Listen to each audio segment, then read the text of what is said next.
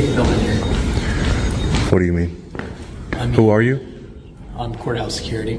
Courthouse security, your name and badge number and department? Morgan, badge number 18, Pittsburgh County Sheriff's Office. Okay, Deputy Morgan? Yeah, why wouldn't I be able to record? Is there a statute, a law against recording? There is a sign.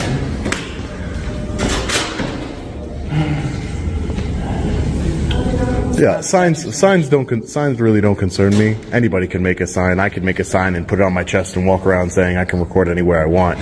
You know, that wouldn't trump the law, would it? Right? You just an ask from the commissioner that you get permission before you film on the courthouse grounds. Yeah, so I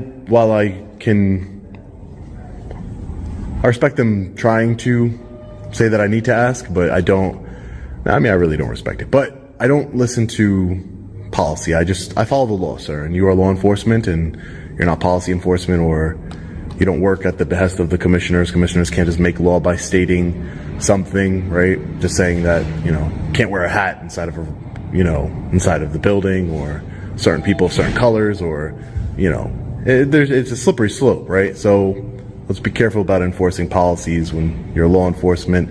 Just take some pictures and video here. That's all. Okay, what for? I'm an independent journalist. I'm just working on a story here for the county. All right, you have a good day. You too. Thank you. How's it going, sir?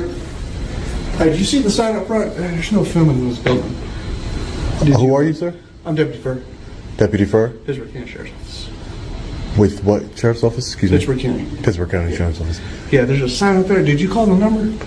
No, I didn't call the number. I saw the sign. Yeah, I did see the sign when I walked in.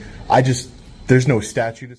All right, guys. In today's video, we witness a textbook example of what happens when a citizen peacefully exercises his First Amendment right to film in public, and law enforcement officers aren't fully aware of the limits of their authority.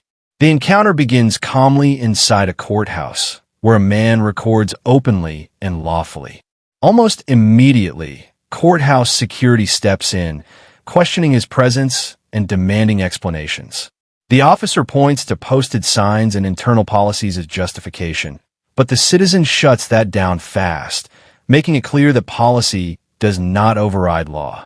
This moment sets the tone for everything that follows. The filmer remains calm, respectful, and informed, explaining that signs and commissioner rules don't trump constitutional rights. Right here, we see the first crack in the authority narrative, because once the law is brought up, enforcement confidence starts to fade. That sign or any sort of... It's like a courthouse law, or not law, rule or something. A courthouse rule? Yeah. Do you have a rule? Do you have an order? Huh? Say again? Is it a rule or just a... It's a rule for the courthouse. The judges put it in place, so... it's not illegal, but they prefer you to call. Are you a press? Yeah, I'm an independent journalist. Independent? You have a press ID? No, I don't identify myself to law enforcement unless I've broken the law. It's just what I do. It's my policy. Okay, my company's policy. Do you have an identification ID? A driver's license? Yes. No, I do. I'm not going to surrender it to you at this time, only because I have a Fourth Amendment right not to, and my choice not to. That is your right. Yeah, I just don't want to identify. You have a name or something? Yo, my name is Sean. Mm-hmm. Sean? Mm-hmm. Yeah, last name? Just Sean. Just Sean, yeah. Just Sean, okay. It's not that you're doing anything illegal. Times these days, I'm sure you've seen the news. People get a little weird with people filming around here due to, the terror. Oh, and that's why I told you my name's Sean. I'm an independent journalist, and there's a bunch of cameras that are taking my picture all over this building, so you guys know what I look like. That's for security reasons. Yeah, exactly. And I haven't said anything. I'm not saying that you can't take my picture, but if you guys are taking my picture, you guys have everything that I've been doing in this building. There's cameras all over the building, so I'm not doing anything nefarious other than taking pictures and video. And I explained to you exactly why I'm taking the pictures and video. I'm an independent journalist. My name's Sean, and I'm working on a story on the Pittsburgh County here. Okay. Listen carefully, because this is where the pressure tactics start creeping in. A second deputy arrives and doubles down on the same argument: signs, rules, and vague courthouse procedures. But once again, the citizen pushes back, asking the one question officers struggle to answer: where is the statute? And that's the key difference between lawful enforcement and unlawful demands. The man identifies himself verbally, explains he is an independent journalist, and clearly states he has not broken any law. Despite this, officers subtly shift the conversation toward identification and justification, attempting to normalize compliance. They bring up terrorism, security concerns, and public fear, classic emotional leverage. But the citizen stays composed, reminding them that the building already records everyone inside. He isn't hiding, he isn't disruptive, and he isn't breaking the law. Can I ask what the story's for? I can't divulge the story only because it might compromise my story. It's an investigative report against investigative journalism. Investigative journalism? Yeah. Okay. Exactly. It's like against the courthouse itself? Just the county in general. Just the county? The county in general. Oh, okay. Oh, you haven't tried to, overstep your authority in any way? You can ask for ID all you want, but I can politely decline. Only, like I said, I'm not trying to be difficult. I don't think that is difficult. I think it's just, a citizen exercising his rights is never a bad thing, especially for someone like you who took an oath to uphold those rights, Yeah, that's true, yeah. So, before I leave, I'll get you that information. I promise you, all right? Thanks, Deputy Fur. Thanks, Sean. Appreciate you. Be safe. Thank you. Thank you. Thank you, sir. Hey, Sean. Yes, sir. Can you come in here and talk to me for a minute? Yeah, no problem.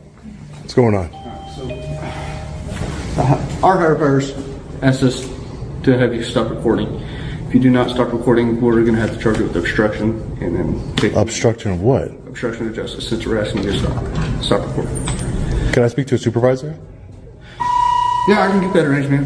Yeah, I would like to speak to the supervisor because I think you guys would be making a big mistake. I was ready to actually leave. I just have to do my open records request and get out of here. So, now being told that I will be charged with obstruction of justice for exercising a constitutional right, it just doesn't seem like I told you who I was. I'm a journalist. I know. I'm trying to de-escalate the situation, but I don't take too kindly to being threatened with arrest. My freedom taken. All right, guys, this is the turning point.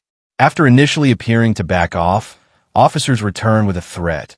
Stop recording or face obstruction charges. And that's a serious escalation. Obstruction of justice is not a casual accusation. It's thrown out here without any crime being articulated.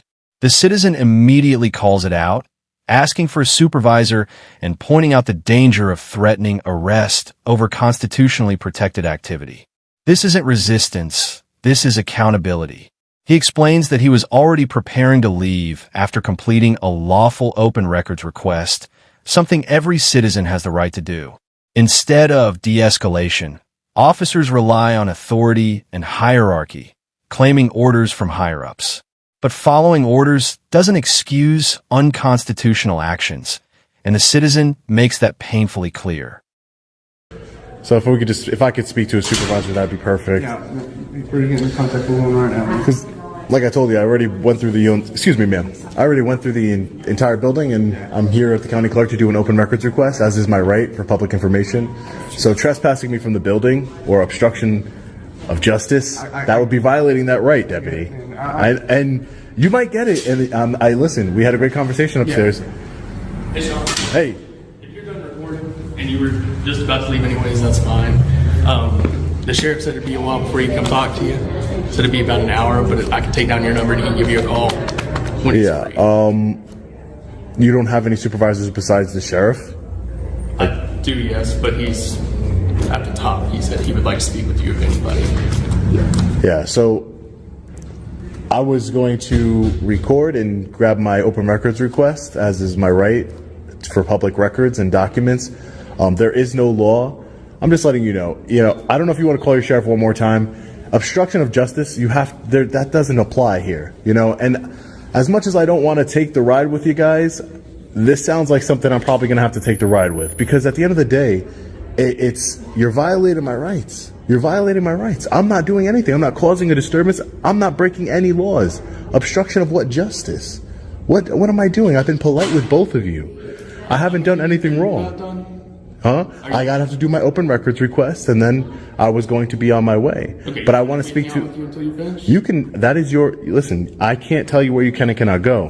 The same way I want you to respect my rights, I respect that you can If you want to waste resources on a man with a camera that's not a danger to anybody, that's your department's decision. But as far as arresting someone for peacefully exercising their rights, that would be a big mistake by your department. And I'm telling you, I don't want to have to go through this, go to civil court.